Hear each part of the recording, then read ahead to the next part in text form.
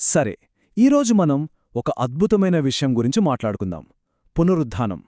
ఇది కేవలం ఒక చరిత్రలో జరిగిపోయిన సంఘటన కాదు, అస్సలు కాదు. అదొక మహాగాథ.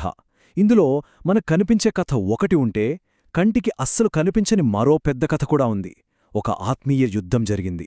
ఈరోజు మన విశ్లేషణలో ఈ రెండు కథల్ని, ఆ రెండు పోరల్ని విడదీసి చూద్దాం. అసలు ఈ కథ ఎంత గొప్పదో అర్థం చేసుకోవాలంటే ఈ మాట ఒక్కసారి గమనించండి.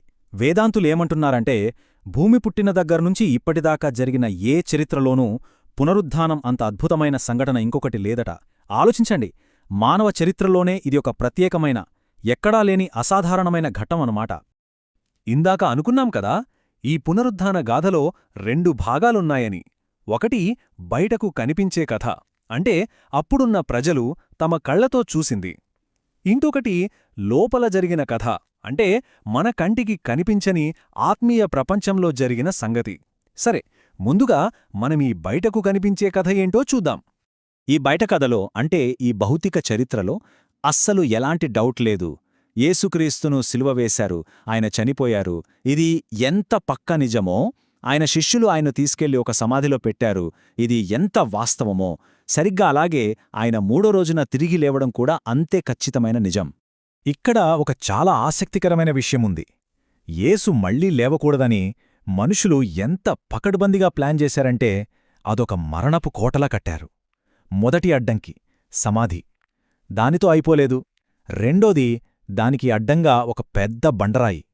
మూడోది, ఆ రాయిని ఎవరూ కదపకుండా దానిపైన ప్రభుత్వ రాజముద్ర.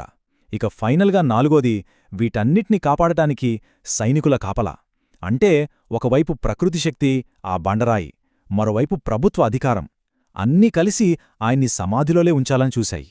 కానీ మూడో రోజు ఉదయాన్నే ఏం జరిగిందో తెలుసా? ఆ సమాధి ఆయన్ని బంధించలేకపోయింది.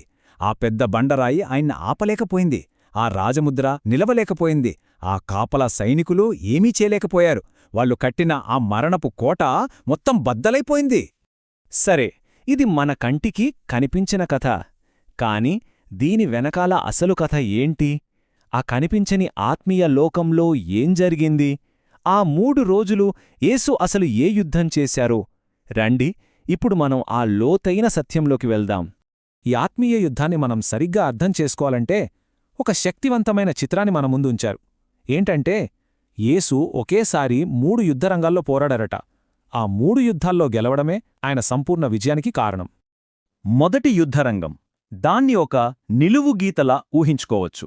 ఇది ఆయన పుట్టినప్పట్నుంచి శిలువ మీద చనిపోయే వరకు ఆయన గడిపిన జీవితం.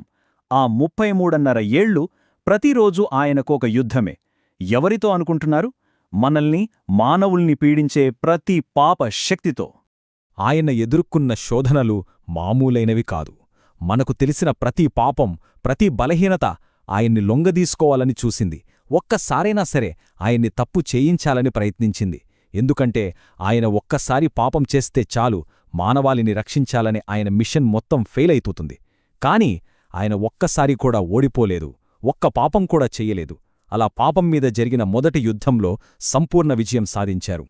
ఇక రెండో యుద్ధరంగం, ఇది అడ్డుగీతనమాట. ఆయన చనిపోయిన తర్వాత మరణానికి సంబంధించిన శక్తులన్నీ ఆయన మీద దాడి చేశాయి. సమాధి, ఆ బండరాయి, ముద్ర, సైనికులు, చివరికి పాతాళలోకం కూడా అన్నీ కలిసి ఆయన్ని బంధించాయి. జీవితాంతం పాపాన్ని గెలిచాడు సరే, కానిప్పుడు ప్రాణం లేదు కదా, ఇక గెలవలేడు అని మరణపు శక్తులనుకున్నాయి. అయితే ఈ 2 యుద్ధాల వెనుక ఒక అస్సలైన శత్రువు ఉన్నాడు, ఒక మాస్టర్ మైండ్. ఈ పాపానికి, ఈ మరణానికి వెనుకున్న అసలు సూత్రధారి అతడే సాతాను, అతని చీకటి రాజ్యం. ఈ కనిపించని 3వ యుద్ధరంగం నుంచే మిగతా 2 యుద్ధాలు నడిచాయి. ఇదే అసలైన ఫైనల్ బ్యాటిల్. సరే, ఇంత భయంకరమైన ఈ 3 రంగాల్లో యేసు ఎలా గెలిచారు? ఆయన విజయరహస్యమేంటి? ఇప్పుడు మనం దాన్ని విశ్లేషిద్దాం. ఇక్కడ చూడండి, ఈ పట్టిక చాలా స్పష్టంగా చూపిస్తోంది. మొదటిది పాపం. దాన్ని తన పాపరహిత జీవితంతో గెలిచారు.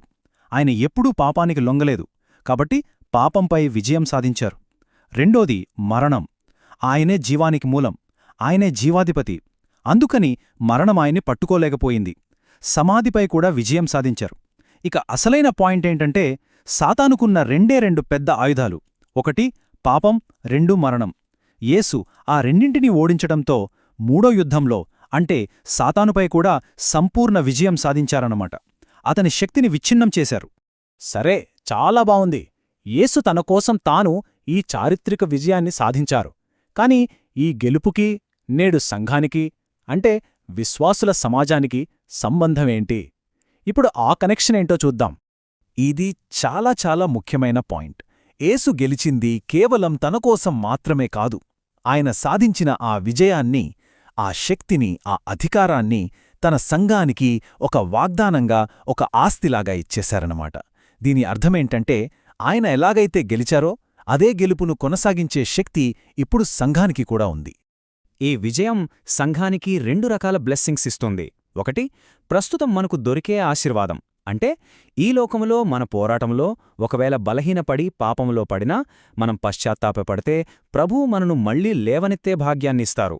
ఇక రెండోది, భవిష్యత్తులో రాబోయే ఆశీర్వాదం. అదేంటంటే అసలు పాపంలో పడకుండా ఎప్పటికీ పాపం చెయ్యని ఒక పర్ఫెక్ట్ సంఘంగా మార్చే గొప్ప కృపను ఆయన వాగ్దానం చేస్తున్నారు.